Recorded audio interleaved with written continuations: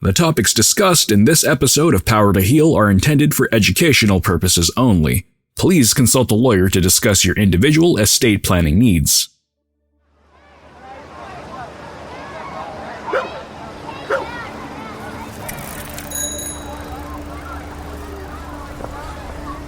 I always say that estate planning is for everyone. That's because at the end of the day, no one lives forever, and anyone can experience an accident or illness that renders them incapable. It's something that too many people put off until sadly it's too late, and without it, your hopes of leaving a thoughtful legacy for your loved ones might never be realized. It is a properly crafted will, your final statement on what should happen to the assets and financial resources you've accumulated by the end of your life. But even beyond that, your will can continue to make an impact long after your passing, especially when you include a legacy gift to a charitable organization that reflects the causes you care about the most. In this episode of Power to Heal, we'll help demystify what goes into planning your estate, why preparing a will isn't just for older people, and how sometimes bad things can happen when your good intentions aren't captured in a clearly written will and estate plan.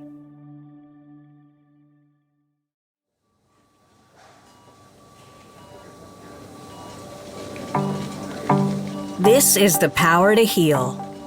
In this series of podcasts, we'll focus on the many innovative ways Peace Arch Hospital, located in White Rock, British Columbia, Canada, has been an integral part of its community.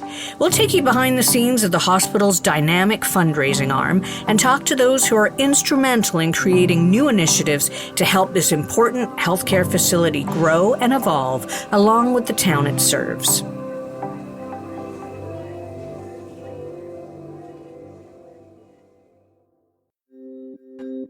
In today's fast-paced world, it often feels like everything and anything has the potential to be disrupted in an instant. And in much the same way we would prepare for a long outdoor adventure trip, our journey through life can seem a little less uncertain when we make a thoughtful estate plan sooner rather than later. For younger people, especially, this may all seem a bit premature. But stop and think about what would happen if tragedy or illness struck and your life was cut short. Who would take care of your children or your pets or any business ventures you're involved in? The importance of putting your final wishes into writing is something our guest, Grace Cleveland, knows all about.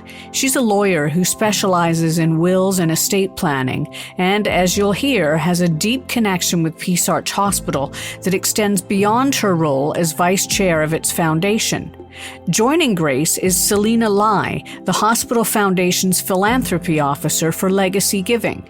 Grace and Selena spoke with the Power to Heal host, Lance Peverly, a journalist and former editor of the Peace Arch News, and a longtime resident of White Rock, South Surrey. Grace, I've been so looking forward to this conversation, as it's a topic I avoided till far too late in life. I was a father of 3 well into middle age, suddenly single, and I had no will. Before we get into the specifics of estate planning, I want to ask, am I a rarity? Are most people far more organized? Do they create a will in a timely fashion and plan for the inevitable? You are not alone. In fact, there are more Canadians without a will than Canadians with a will. So the good news is it's never too late to get started. Well, I have a feeling this is a conversation for all of us, whether we'll be able to leave a large estate or for those just getting by but who want to ensure reduced stress for their loved ones. Although we're talking today about something that will impact everyone at some point in their lives, your own story, like mine, has a very specific connection to not only White Rock, but Peace Arch Hospital. I understand you were born there. I certainly was, and I also grew up just a few blocks away. I did leave town for a while to attend university, but it was always my plan to come back as soon as possible. And then about a year ago, I gave birth to my daughter at the Peace Arch Hospital. Congratulations. Yes, thank you. And I'm just so excited for her to grow up on the peninsula like I did. It's a pretty special place to call home. Well, I'm told that another early connection to the local community was your experience working in your father's White Rock law office and your journey towards becoming a lawyer specializing in wills and estates. So I always thought that I would work in White Rock, but I didn't know that I would be a lawyer. And I started out at the office as a receptionist and a legal assistant before I decided that, hey, I could do this. I'm going to go get a law degree. What was it specifically about estate planning that attracted you as opposed to, say, criminal law or corporate law? There's a lot to love about wills and estates, but the best part for me is that I get to work with people from all walks of life and often multiple generations of families and helping to provide them with a service that they really need. Sometimes people are coming when they've already experienced a loss. Sometimes they're coming because they're anticipating one will be coming soon. Whatever the case may be, I like to be there for my clients to help them through tough times and help them avoid tougher times with proper planning.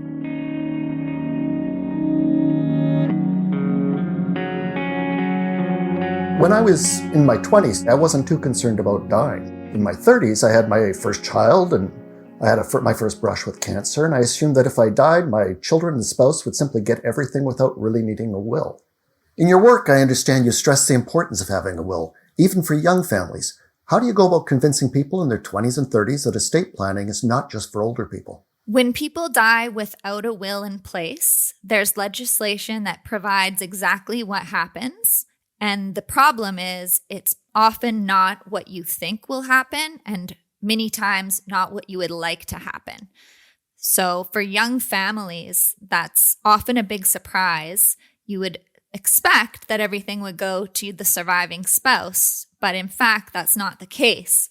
The surviving spouse only receives a preferential share of the estate, and the balance is divided between them and the children, with the children's share being held and controlled by the public guardian and trustee.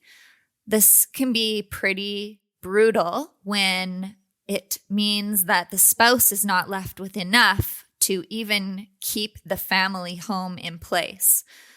Obviously, that situation would only worsen if we're dealing with both parents having passed with no will in place. So failing to plan is really, in a sense, planning to fail. And when young children are involved, the effects can be pretty heartbreaking.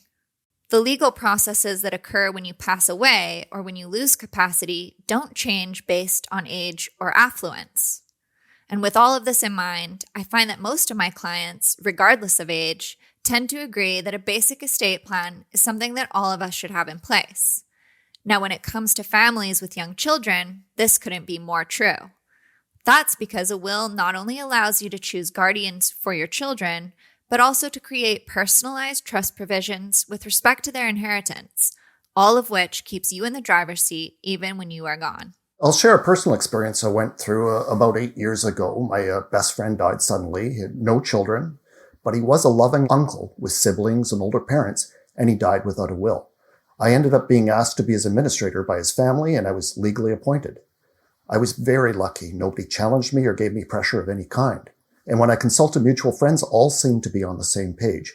I'm told this is rare, and it's all too common for families to be embroiled in bitter legal disputes over estates that were either poorly planned or, like my friend, where no wills exist at all. Is this true? It's sadly very true.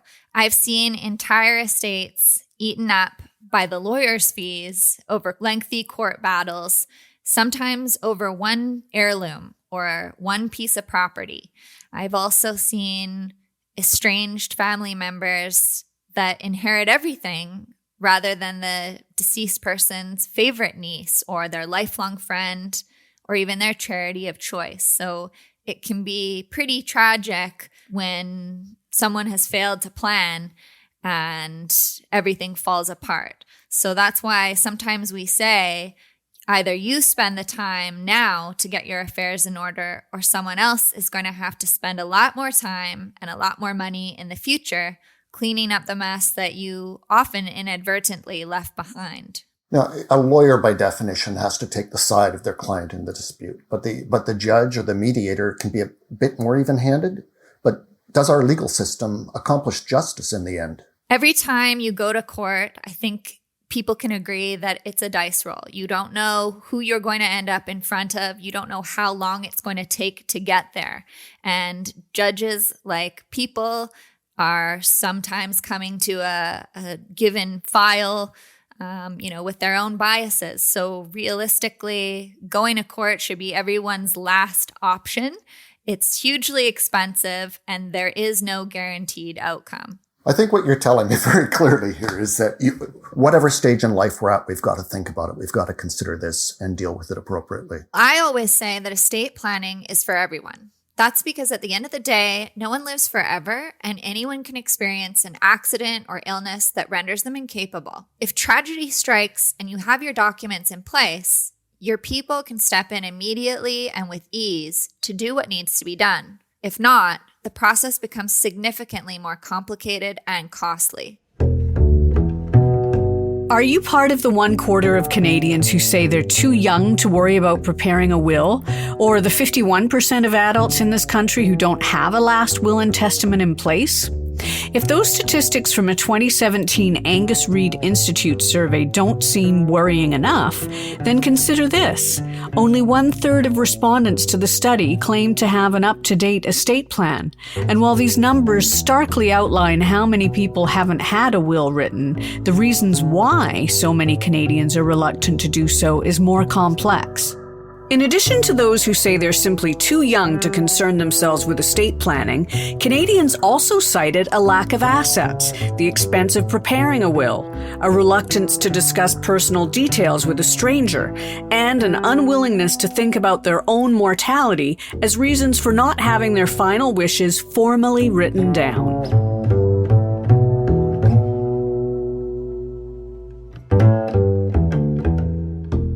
When planning our estates, it can also include leaving gifts for causes and organizations that are meaningful to us. Today, it seems like more young people than ever have an engagement in issues affecting our communities. When you bring up the topic of legacy giving with your clients, do you find many are receptive to this idea? When it comes to my younger clients, I find that they're raising the idea of charitable giving before I even have a chance to bring it up.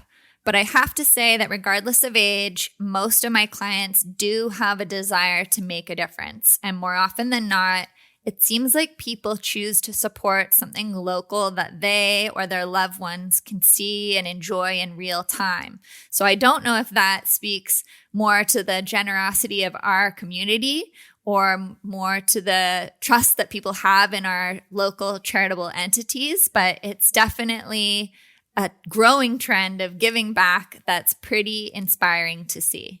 There's also a practical side to this, tax advantages or other timely benefits to consider. It's really a win-win when you make a gift to a registered charity through your will, because it entitles your estate to a tax credit that can offset or entirely eliminate the taxes triggered by your death. So instead of giving money to the CRA when you are gone, you can give it to the charitable organizations whose work matters most to you. I'd like to bring Selena Lai into the conversation. She's the Philanthropy Officer for Legacy Giving with Peace Arch Hospital Foundation. Selena, what is a legacy gift? Is it money or assets or something else? A legacy gift is a charitable gift that someone may consider when they are in the process of estate planning. Most commonly, this is made as a gift in the will, as a cash bequest, or a residual percentage of an estate. However, a legacy gift can also be made by designating the charity as a beneficiary of an insurance policy, RRSP or RIF, donating securities, or even gifting a home. All of these ways of giving can help minimize taxes for the estate. When people leave legacy gifts for the foundation, can they ask that they be directed in a specific way? Certainly, when people are interested in leaving a legacy gift for the foundation, I appreciate having the opportunity to get to know the individual and understand their connection to the hospital. Having these conversations ahead of time helps guide us to understand how someone may want to have their legacy gift used in the future, and if they would like to receive any recognition as part of leaving a legacy to the hospital and the community. For those who aren't particularly sure which way they want to leave it, what do you recommend in terms of maximum impact on healthcare for the community? In general, as we never know when these legacy gifts are going to be realized in the future, I highly recommend people to designate their gifts towards our Area of Greatest Need Fund in their will. That way, they can be assured that their gift will be going towards what is most urgently needed by the hospital and the community at the time when the gift comes in. One example of how legacy gifts can help us when they are designated to the area of greatest need is when we were renovating our emergency department. It was during the height of COVID, and it became apparent that we needed to have spaces, anterooms that could help better maintain infection control standards for patients and staff in the ER. Because we had legacy funds for the area of greatest need, we were able to build these anterooms for infection control right away as the existing renovations were taking place. If we had gone out to the community to fundraise for these urgently needed anterooms, we wouldn't have been able to get these spaces built in time. That doesn't sound like something we could have thought of ahead of time. You couldn't plan for that 5 years ahead or anything. No, absolutely. So that's why having those funds available in the area of greatest need really helps us to use those funds when we need it at that time. Are there any other examples of areas of greatest need that have popped up unexpectedly? Certainly during COVID as well, we purchased a number of pieces of equipment that helped with the cleanliness of the hospital. So those pieces of equipment we couldn't have anticipated without knowing that COVID would be happening. Now, when people choose a specific direction for their gift, can you give some examples of what they might choose? Certainly, if there is a department that they are very connected to, if their loved one was very passionate about, we respect those decisions. But with that, we don't know when those funds are going to come in. And it could be that if someone, 10 years ago really wanted to support the emergency department, that's great because we were able to put those funds to good use when we had the emergency department renovated. But if someone today were to want to designate their funds to the emergency department, it's already been renovated, so we wouldn't be able to put those funds to as best use as we could have if we had needed it at that time.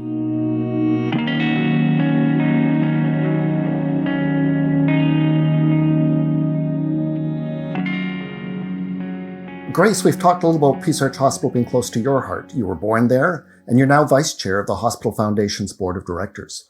How has the hospital affected you on a personal level? Well, just last year, when I went in to have my baby, it turned out to be a little more challenging than I had anticipated. I'll never forget the sound of the vital signs monitor going crazy or the fear that took over my body when I realized she was in distress. Her lungs filled with fluid during birth, and so she came out unable to breathe. Fortunately, there is an incredible medical team at the Peace Arch maternity ward, and they worked on her tirelessly with an aspirator, a ventilator, and all sorts of equipment for what felt like forever. Eventually, they were able to get her breathing, and although she had to spend the next few days in and out of an incubator under pediatric supervision, I'm so grateful to be able to say that my daughter survived, thanks to the amazing doctors and nurses at Peace Arch. I'm sorry you went through that, but it sounds like just a wonderful turnout from how it worked. You must have been in quite the panic and maybe not yourself during that period.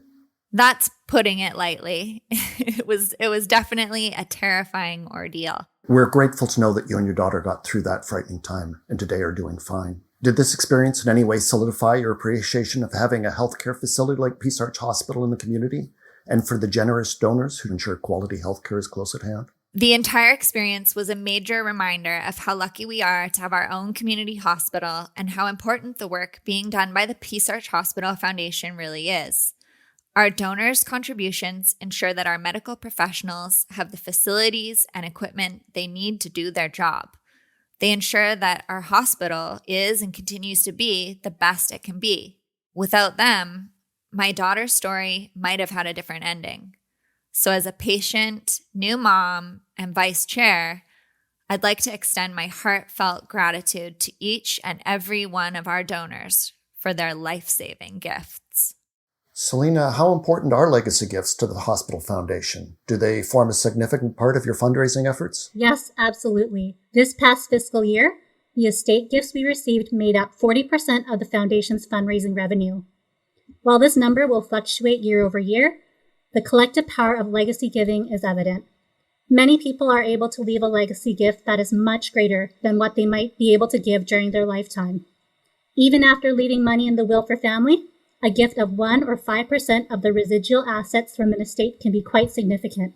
These gifts also provide the Foundation with revenue as we consider our future fundraising plans and projects.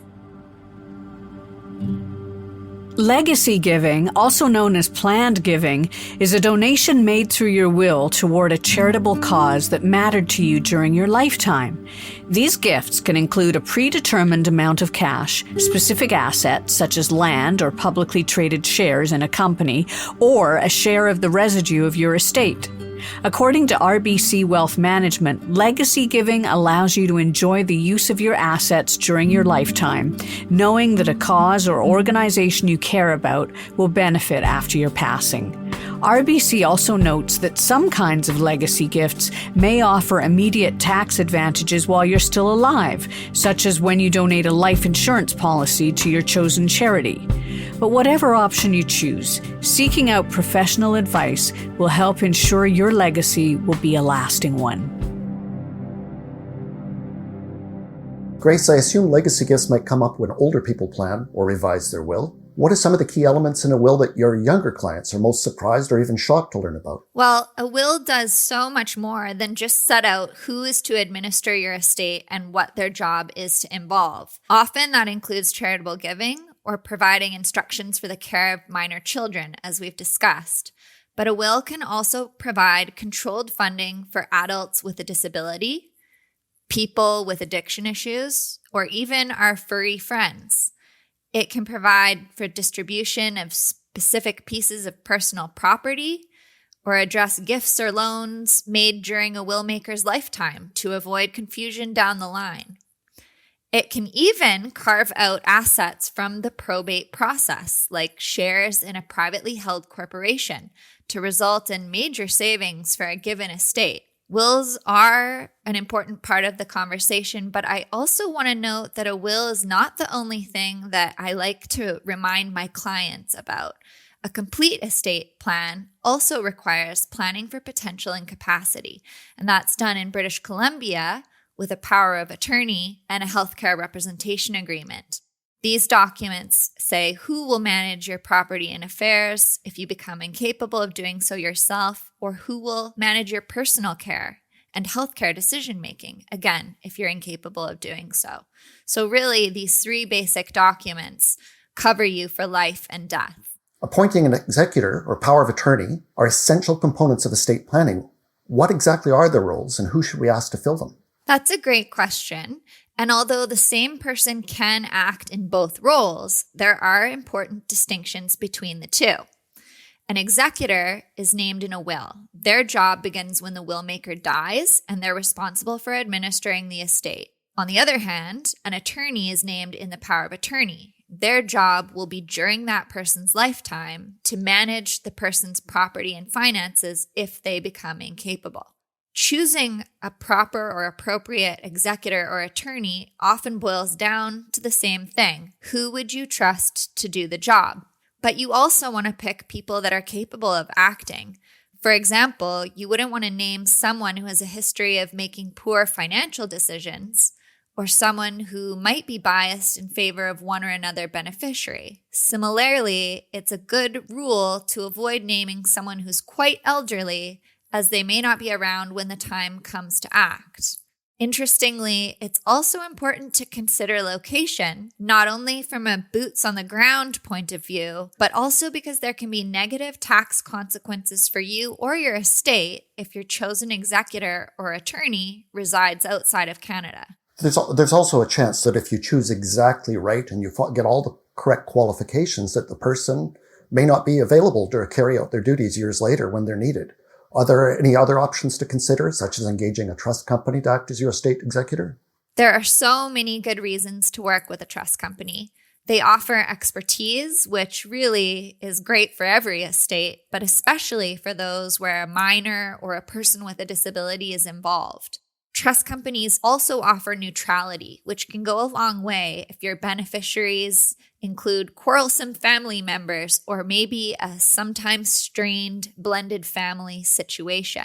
The other thing is trust companies provide Canadian residency, so they can really save the day if all of your loved ones reside outside of Canada. Is there a way to combine this? Say you name the person that would be absolutely perfect, but if they're no longer available, that you do have a backup, maybe in a trust company? Estate planning is all about covering for contingencies, so I definitely recommend naming a backup. And if that backup is a trust company, the reality is they're not going to die. They'll be there to do the job if your first chosen person can't. Well, the other thing with time is life can be so unpredictable. Changes to our finances shifting slowly over years or even suddenly. Beneficiaries may be passing away unexpectedly, or maybe their needs are changing. How often should we review our wills? That's a great question. And we say every 5 years makes sense. Just for a housekeeping, maybe you take a look and nothing changes, but at least you have that peace of mind knowing that what you have is still going to work. Well, how about if there are sudden changes in our life? Like if any of our listeners win the lottery tomorrow, should they be on the phone to their lawyer? Yes, I think that regardless of the situation, you want to have your affairs in order, because even though I am a healthy young person, I could get hit by a bus tomorrow. So you just never know what the future has in store. And the only real way to prepare for the unexpected is to have your documents in order. And that basic estate plan is pretty painless to hammer out. And there's no reason why everyone shouldn't have a will, a power of attorney, and a representation agreement tucked away in the drawer so that if something happens, it's there.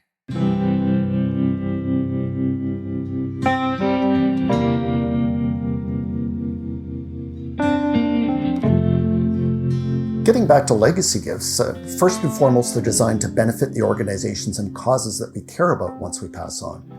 As we've discussed, they also produce practical results for the estate in terms of things like tax credits. But are there other more intangible benefits the legacy giving leaves behind for our loved ones? And I'm thinking in terms of the charitable legacy that we can create to inspire in our children and grandchildren to follow our example. I completely agree. It's important to set a positive example for our children, not only in all of the little things we do each day, but also in terms of the big picture. I personally feel a responsibility to teach my daughter to try to make the world a little bit better than she finds it. And part of that for me means supporting the causes and organizations that are close to my heart, both while I'm alive and eventually when I'm gone. At the end of the day, I think we all have more to give than we might realize. And giving back is really what it's all about. That's a legacy I encourage us all to leave behind. To finish up, I'd like to ask Selena if any listeners out there are thinking of making the Peace Arch Hospital Foundation a beneficiary in their wills, how can they reach out for more information? I welcome anyone interested in learning more about legacy giving to give us a call at the foundation office or send an email to our team, and we'd be happy to provide more information and discuss the vision for their legacy gift. So for anyone interested, they can visit our website at pahfoundation.ca. Grace Cleveland and Selena Lai, thank you both for joining us. I hope our listeners are encouraged to spread the word on both legacy giving and the importance of planning for their loved one's future. Thanks, Lance. Thank you. Thank you.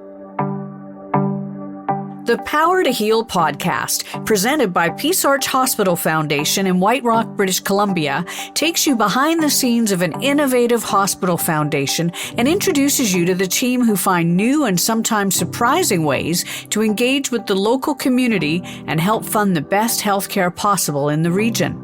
Since 1988, the foundation has raised over $250 million for capital projects, medical equipment, and community health programs.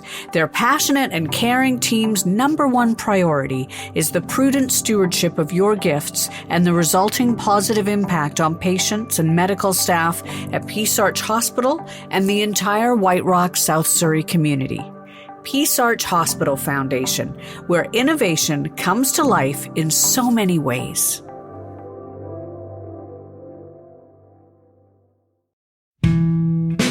The simple act of giving is truly transformational. Every dollar we receive is enhancing healthcare in this community, whether it's supporting our capital infrastructure, the purchase of essential medical equipment, or funding a wellness program like stroke recovery or a children's club to encourage healthy habits and active play.